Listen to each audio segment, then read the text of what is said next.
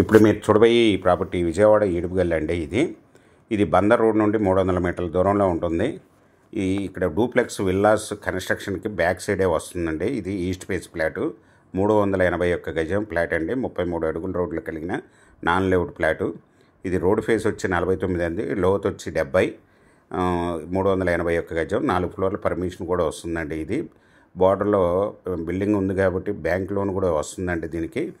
ఈ విల్లాస్కి వెనక వైపు అపార్ట్మెంట్ కూడా కన్స్ట్రక్షన్ చేశారండి. ఈ ప్లాట్కి ఎదురుగా గ్రూప్ హౌస్ కూడా కన్స్ట్రక్షన్ చేసి ఉన్నారండి.